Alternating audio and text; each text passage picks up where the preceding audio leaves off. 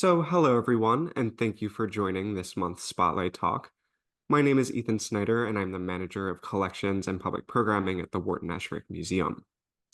Today, we're going to take a close look at Wharton Esherick's flat top desk that you see here on the screen. And we know that furniture is a popular topic amongst Esherick fans and devotees alike, so we're really thrilled to be able to do some close looking with you all today. In preparation for moving objects out of Esherick's tight studio for the crafted world of Wharton Esherick, opening at the Brandywine Museum of Art on October 13th, we took apart Esherick's 1929 flat top desk. Be sure to check out the exhibition before it closes on January 19th of 25. And if the spotlight leaves you wanting more, our spotlight from this past January highlights our deconstruction of Esherick's monumental 1927 drop leaf desk.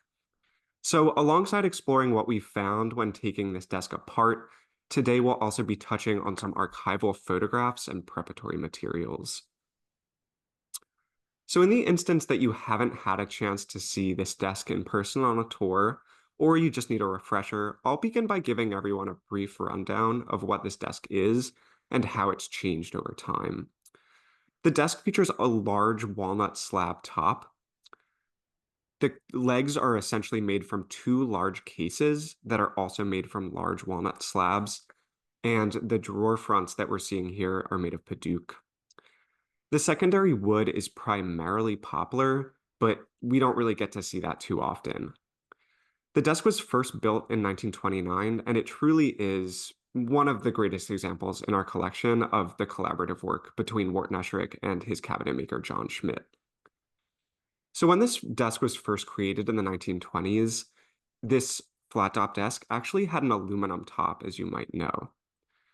At that time, aluminum had actually recently just become an affordable material for everyday people like Wharton Esherick to purchase in the first place. In the late 19th century and in the early 20th centuries, aluminum was largely used for monumental statuary in Europe. However, aluminum prices began to decline in the preceding decades, and the material found its way into everyday objects like eyeglasses, jewelry, and cookware. And then, of course, following Esherick's use of aluminum for this desk in 1929, Western countries began to produce things out of aluminum in that kind of mid-century splendor that we know today, in furniture, cans for soft drinks, trailers, and anything that you could imagine. So at some point in time, the aluminum top was replaced with a second generation top before Esherick codified the existing walnut slab top with a new signature in 1962 that we see here on the top of the drawer. Unfortunately, the second generation top largely remains a mystery. And according to Bob Bascom, Esherick's son-in-law who wrote his biography, this second generation top was put on years before this current walnut slab top was put on. We know that it was, quote, boat-shaped and made of walnut. And it's well storied that a new client purchased this desktop from Esherick, and Esherick managed to transform it into a coffee table that was in a similar style to this desk. Unfortunately, I found little to no documentation on this second generation desktop, and sadly, it remains a mystery. So before we dive headfirst into Esherick's desk, let's check out some of the preparatory work that went into designing and fabricating this desk at full size. Here we see Esherick's wonderful design sketch for the flat top desk. It shows us Esherick working out dimensions for the desk, certain angles for particular parts like we see here, as well as some experimentation with design details. The front-facing view of this sketch shows us Esherick puzzling out the height of the desk and the bottom drawers, as well as the width of the legs at the bottom of the desk versus the top. Plus, we have a more curious measurement that you see here for half of the bottom leg's length, that if you kind of follow it up on a vertical plane, actually meets the corner here. And at the top of the page, we have Esherick experimenting with the size of the writing surface. So it seems like he first envisioned the writing surface to be 60 inches wide, which means that he was trying to play around in imagining what this desk would look like if the aluminum was overhanging, kind of like the walnut slab top overhangs today. but Esherick seemed to shave off a good 6 inches um, instead so that the aluminum top is flush with the desk's sides. And this side view also shows us something a little peculiar.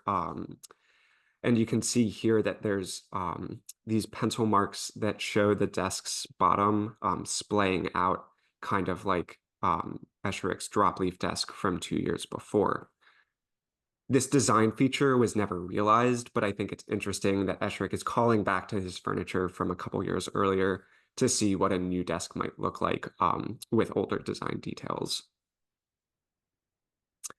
So the desk was ultimately realized, as I mentioned, in 1929. And this ledger book that was kept by a family friend and colleague, the weaver Priscilla Bunton, confirms that for us. Beyond Esherick beginning to work on the studio spiral stairs, as we see here that same year, it seems like 1929 was a big year for desks and tables at the Esherick studio. And we also have another desk that same year that was made of walnut and Paduke for a client named De Silver that we can see here in the collection of the Mount Dora Museum. And you'll also notice this list contains a maple dining set, a pine table, a walnut side table, and a table to hold a model boat for Esherick's friend Chick Peck. So it truly does seem like 1929 is the year of tables and desks for Wharton Esherick. So let's now turn to this image in our photographic collection that gives us a better sense of what this desk looked like with its aluminum top. The photographs likely date to just around 1930, when Esherick first began sending photographs out to museums and galleries to shop this newly finished piece out and garner some interest. With its aluminum top that's much smaller than the large overhanging walnut slab top we have today, you can notice that the legs on this desk are a much more prominent design feature of this desk as a whole, and it's hard to imagine it like that today. But the top, as we can see here, was made of a large piece of sheet aluminum that was likely about 1/4 of an inch in thickness. Here we see another photo of the flat top desk, front on, inside of the Esherick family farmhouse Sunnycrest, and it's adorned with bronze jockey figures from the race, which are serving as bookends. And you'll also notice in the middle that there's a copy of Esherick's desk figure, which is a pen holder that appears to be washed out behind the wall behind it. So according to Esherick's list of material suppliers, I'm led to believe that this sheet aluminum most likely came from the New York-based company, Whitehead Metal Products Company, which had a Philadelphia warehouse up on 7th and Arch Streets. And here we can see some of Esherick's documentation for his material suppliers and Whitehead Metal Products listed right at the top. So this professional photograph by Emile Lukes, with its white backdrop, shows us a lot of design details that have been lost over the years. For example, we see Esherick's signature on the lip of the desk skirt right here, along with the date 1929, and a wonderful example of John Schmidt's signature as a JS right here. Now, at some point in time, this kind of hard angled lip for the desk was modified and softened and the signatures removed. And there's quite a mystery surrounding this that we'll talk about towards the end of today as well. So another interesting part of this desk that doesn't survive today, but that we can see relatively clearly in these photos are the carved pulls that match the drawer fronts here. And you'll see this triangular or angular pull that actually allowed Esherick to pull out what he called this sliding end shelf here. I'm led to believe that this sliding end shelf was likely made of Paduke because the color seems to match the drawer fronts, even though this is kind of a sepia photo. And the back of this photograph here actually specifies that this had sliding end shelves. So this was quite a fun thing to be able to discover recently. And it's also possible that this sliding end shelf was topped with its own little strip of aluminum, so that as you pulled it out, you're not going to be writing on a wooden surface, but you'll be writing on another aluminum surface. So to better understand how this desk used to function and the ways that it's changed over time, we're going to take a look at some of the documentation from when we took the top off of this desk a few weeks ago. And unearthing this large platform beneath the desk, of course, answers some questions, but leads us to a whole other set of quandaries that we may or may not be able to solve. So let's see what this desk has going on beneath the surface. First, we can see the large continuous platform the desk's various tabletops have rested on over the years. This platform is constructed with three long plain sawn boards that are joined together with a number of dowels kind of running between them inside of these little seams here. We can also see that the platform is joined to each leg here with dovetails on the outside forming the corner of the desk. And the inside of the legs come right through this platform to form these dovetails as well, which is really wonderful to see. And you'll notice that this large platform has stretchers on the front of the desk and the back of the desk here that are also joined with dovetails to the inside and outside of the legs. And I'm going to assume that all of these dovetails on the corner started off as remarkably deep dovetails that were eventually carved out to create this recessed platform that we see here today. And we'll talk about this in a couple minutes, but the stretchers at the front and the back of the desk here have a lot going on. And that's primarily where our investigation focused because these did a lot of heavy lifting for the desk over the years. So first, let's check out some of the easier components to understand. So right here, I'm drawing our attention to the stretcher at the back of the desk and this curious carved out piece with some hardware above it. Now, this is actually a lock, and you can see here in this photograph where all the drawers are removed from the leg that this lock extends most of the way down the back of the leg. I'm going to refer to this lock as a gang lock for lack of a better term. And what I mean by that when I say gang lock is that when the top drawer is closed, all of the drawers beneath are locked.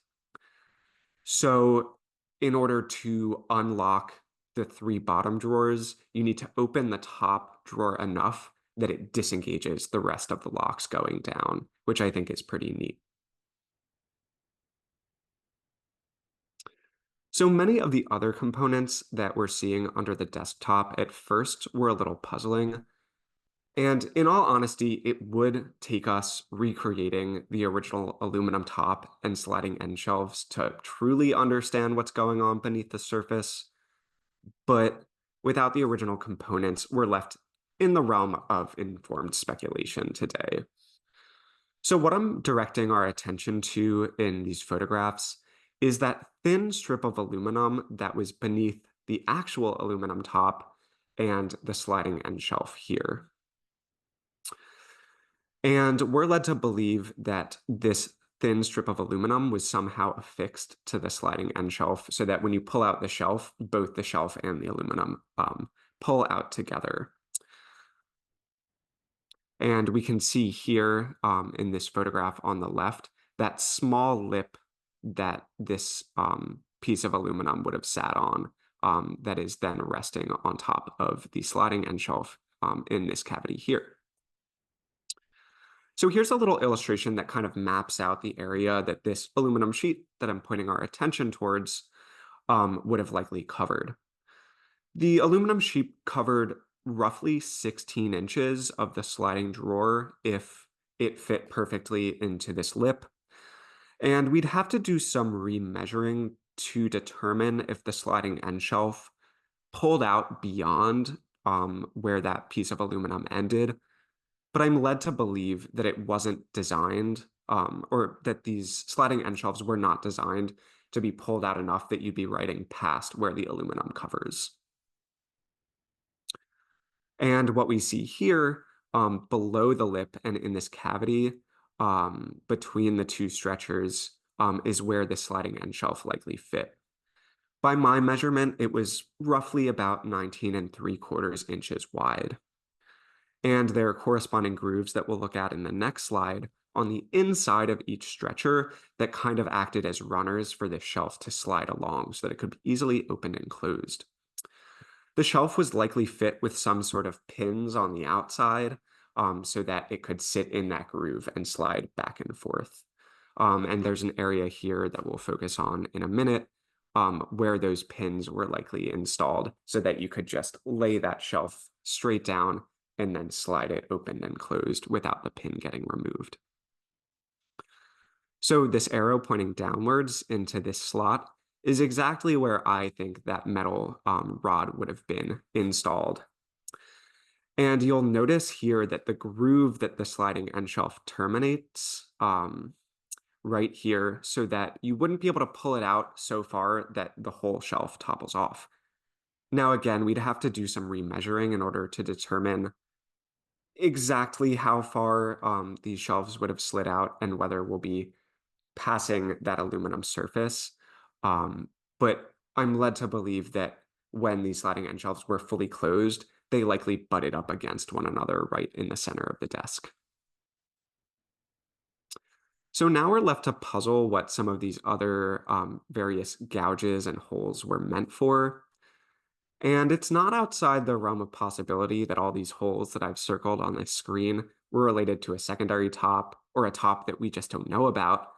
However, I think that there's some good sense to be made about these holes when we try to figure out how the actual aluminum top covering the whole desk would have actually been fastened down. So we saw in that 1930s photograph that the aluminum top was flush with the legs of the desk. The aluminum sheet would have been apt to slide around if it wasn't fastened down somehow. So therefore, we're led to believe that these holes that were gouged into the desk, circled here, were likely used to fasten the aluminum top from countersunk holes beneath. This means that the aluminum top was likely fit with some sort of threaded rods that were either welded to the bottom of the aluminum top or riveted right through it. And since the countersunk holes that were created in the stretchers go straight through into the main cavity of the legs, it seems likely that the rods would have been secured from beneath before the drawers were ever put in.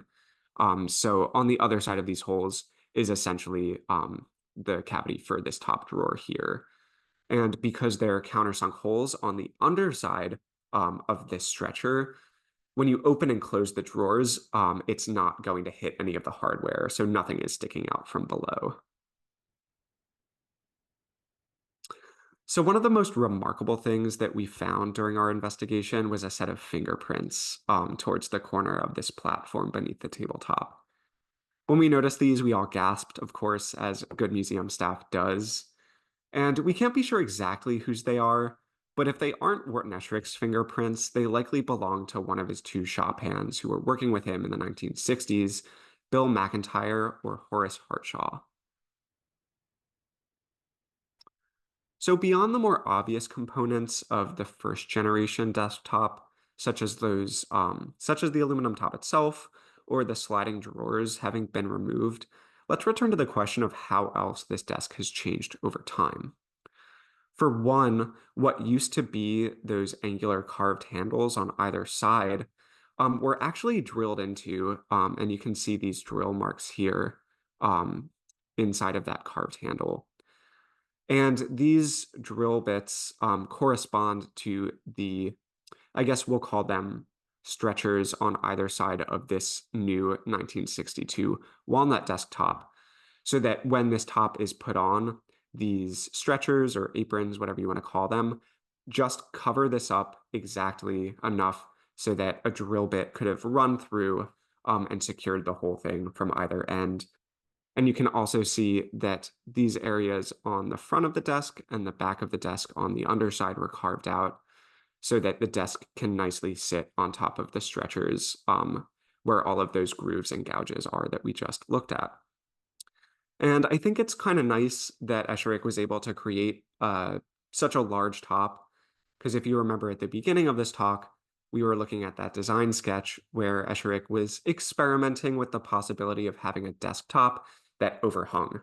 And it wasn't until 1962 that Esherick was able to get that desktop that he was first experimenting with. But we have that today, which is quite wonderful. And in addition, we can see here that there's a thin board that's been affixed somewhere roughly in the middle of the desk here that stretches across its depth. And this functions to help secure the new 1962 desktop from underneath so that there are screws that can be put into the desk from underneath. They go into this small board, which then also slightly tacks right into the top to secure that on from the middle. And if you can see here, you'll notice some faint pencil marks to the left of this small board that shows Esherick having sketched out this design feature here. And it seems like at 75 years old, Esherick likely drew this out for one of his shop hands to go and fabricate for him.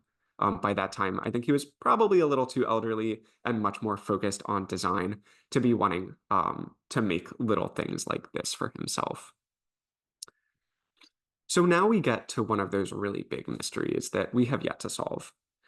So in addition to all of these changes that we just talked about, that front apron of the desk that once bore the signatures of John Schmidt and Wharton Esherick, along with that inscription bearing the year, was removed at some point in time. And this means that the WE and the dates that people see today on the top of the left drawer all date to 1962.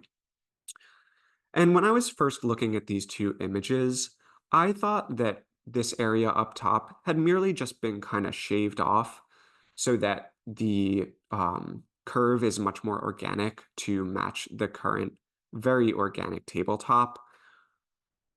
But I pointed this out to my colleague, Casey Chu, who's an incredibly talented woodworker and wonderful colleague. And he noticed something that put my theory out to pasture, which I'm really happy about. So when you compare these two photographs of the apron of the flat top desk, you'll notice, as Casey pointed out to me, that the direction of the grain doesn't match. So here we see it flowing towards the middle of the desk. Here we see it flowing towards the outside. And we see the same going on the other corner here. If you'll notice, the wood grain on the area where the lock is does seem to match. And this is a bit of a mystery to us. And because this stretcher is one continuous piece that runs through the whole width of the desk in both the front and the back, it doesn't appear possible that this whole piece would have been replaced because it retains all of those old signs from previous desktops. And for better or worse, we couldn't find any signs of repairs or changes or laminates being added over top that signature. So, as Casey suggested, this signature here, this whole apron, actually might have been some sort of faceplate or thick laminate that was added to the apron and then removed at some point in time. And that's definitely a possibility. But without old photographs showing us other angles of the 1929 desk, this is still going to be a mystery. There's a small chance that this signature could have been covered up and is still on the desktop behind what we see today. But we couldn't find a glue line that extended as it should have. So this is a big mystery. And if anyone has any ideas, please feel free to share it. So in any case, we can now understand by looking closely at that grain structure of the desk's apron that this whole signature here that people see today is a product of 1962 and not some sort of evolving signature that was added to as needed. So to wrap up today's talk, let's take a look at a small experiment that we tried recently, thanks to our volunteer conservator, Mark Anderson, that helped us better understand how an aluminum top may have actually looked, I guess, in color and also in the studio. So Mark brought a piece of scrap aluminum, and we carefully placed it on the top of the desk.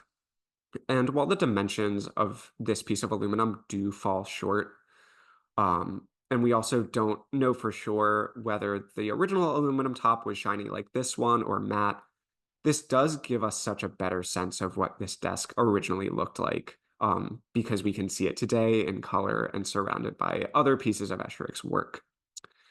And this photo to the right shows the side view of the desk. And what I love about this is that it really shows us all of those missing pieces, and we get a really good idea of the kind of outline of that sliding end shelf and that really thin piece of aluminum that would have been on top of it. So in conclusion, this desk has changed in a number of ways, and peeking beneath the surface of the current walnut slab top gives us an idea of how the desk might have functioned in its first or second iterations. However, without recreating that aluminum top, those sliding end shelves, and that other piece of aluminum that covered those end shelves, we can't be 100% certain. And if documentation about other tops that were once on this desk surface, that might help answer some of the questions that were raised when we took this desk apart. However, it's just as likely to raise even more questions that will make us go mad. So this desk is preparing to go through an even greater transformation, arguably, than it did in the past, as it gets ready to travel out of the studio for the first time since the 1940s, according to our records, and for the first time ever with its new shiny 1962 walnut slab top. So if anyone has any information about other generational tops to this desk that we don't know about, or that coffee table that Bob Bascom hinted at, now is your time to share it with us. And otherwise, we can open it up for questions from the audience, and I'll stop sharing my screen. Wonderful talk, Ethan. Between you and the fingerprints, you just brought to life a piece of furniture I have looked at so many times, in a really delightful way. Thank you. Yeah. We do have one question already, which is any chance the piece could have been flipped and the signature is on the inside? Yeah, Nicole, that's a really great question. And we toyed around with that possibility. Um, if I have your question right, maybe those two strips were just moved around. Um, Like, yeah, just because of I love what Casey said about the grain. And so, like, yeah. people flipped it the other way. I'm assuming Yeah, you guys already thought about that. we thought about it and we ruled out that possibility just because there's all those gouges and carved Yeah, sections where the lock is installed that we don't see on the other right. side. Yeah. I love the fact that you actually, or the photograph shows John Schmidt's initials, since we don't see that very often, too. So No, we don't. wonderful. Really nice job. Thank you. Yeah, thank you. And just so people know, the chair that goes along with that desk that was also made in 1929, thankfully still retains John Schmidt's signature, which is a really wonderful thing to have today. A comment we're sharing: woodworking forensics. Terrific. Thanks, Michael. That's fun. Yeah, and just another piece of information. So when we showed this to another very talented woodworker on staff, Larissa Huff, she reminded me that the big sofa in Esherick's bedroom, with all of the carved drawers underneath, has like a really thick piece of laminate on it that's about a quarter of an inch thick as well. So it's possible, that Esherick, a couple years earlier than his Bach commission, was experimenting with veneers and laminates, but we don't really see any sign that feels like makes us feel comfortable being conclusive and making any statements. So I see a question from Mike whether aluminum was used in any other projects. So we know that aluminum was used in Esherick's cabinet desk. It's the desk that has the two lights built into the top. And the aluminum is actually placed right on top of the light bulb so that it helps reflect that light downwards onto the desk's surface. There's also some inklings that the original aluminum desktop was reused for various light pulls in our collection. And we know that Esherick could have reworked the aluminum with his woodworking tools because it is a pretty soft metal. But again, we don't have any documentation that makes us feel 100% comfortable being conclusive about that.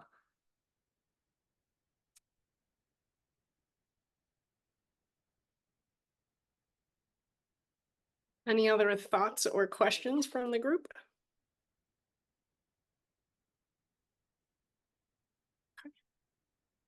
Well, I hope, oh, we do have one.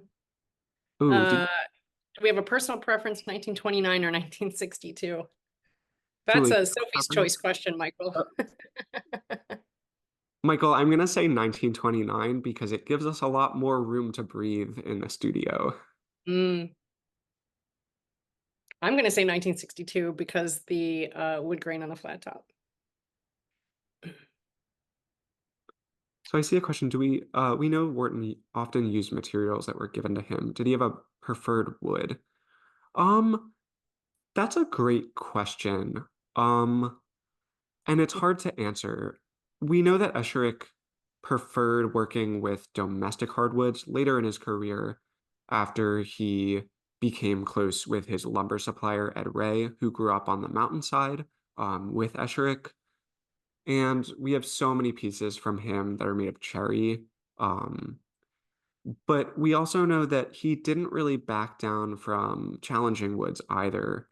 So there's this great article in, I think it's the Christian Science Monitor, if I'm not mistaken, that came out around the time of his solo show that talked about how he would sometimes work with Paduk and it broke his tools and drove him mad, but that he really enjoyed the challenge. Um, so I don't know if Esherick had preferred woods, but I think he saw that each of them had particular properties that he could work with in particular ways. And then how did the side sit on the floor? Like pads or simply flush? It does not appear that this desk has any pads on the bottom of it. So it seems to just sit flush with the floor. And when we remove the desk fully from the studio, we'll be able to see how the stained wood floor has kind of been preserved underneath it. And there was a question attendant to that, Ethan. How do we get it out of the studio, which hasn't happened yet? Yeah, that's a good question, and we will see how it gets out of the studio this coming Monday. That's up to Um, the art handlers. yeah, but in essence, we took this desk off because the art handlers asked to see if we could do that because it would make their job a lot easier. And I imagine that they will move the desktop out of the studio. They'll move the rest of the desk's body out, which will be a lot easier without that top overhanging so much. And then it'll be put back together before it's packed up. And I see Chuck has a question. What makes you think that baseboard with the signature is part of the baseboards of the leg drawer sides? I don't see from any of the photos anything to lead to that conclusion. Chuck, do you mind just giving us a little bit more about your question here? And you can feel free to come off mute.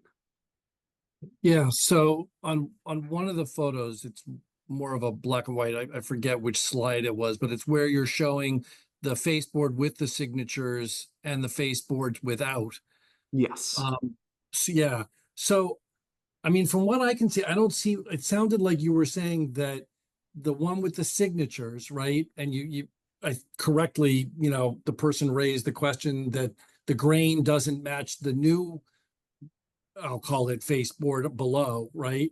Yeah. So, but you were saying that you didn't think that it was just a replacement piece because you felt that that middle section between the I don't know how to describe it, but between the two sides, right? You felt that that goes all the way through, but that doesn't look like it to me because the grains don't match at all if it was all part of the same board going all the way through either. So I Yeah. think that's a completely separate board that's underneath something that is currently sitting on top of it from above, and it's dovetailed into those, So this is a separate piece dovetailed into this. correct. Interesting. So yeah, we'll have to take another look at it when the desktop comes off again. The reason that I thought that this was one continuous board, and you can see in this photograph here, Mhm. and sorry that these circles are now kind of getting in the way, but it That's okay. appeared to us like this whole strip was one continuous board. That may So be, but you I think believe that, that's resting yeah, on top of the fascia boards or yeah. the So face that's boards. Yeah, so we thought that too, and it's definitely possible, but we weren't seeing any glue lines that would suggest that there was anything affixed to the underside. I Mm, guess if we took this whole board off, yeah, we might see something else, but I don't know that we'll ever actually end up right. taking. Of course not. Yeah, but that means Thank you. as we were kind of thinking about that, maybe that signature is still on there somewhere. Yeah. I think he replaced it because I don't know why he would do it, but Yeah. Let's see if we have any more questions in the chat. Jonathan asked if there are any secret compartments, and the answer is none that we have found. Yeah, none that we have found.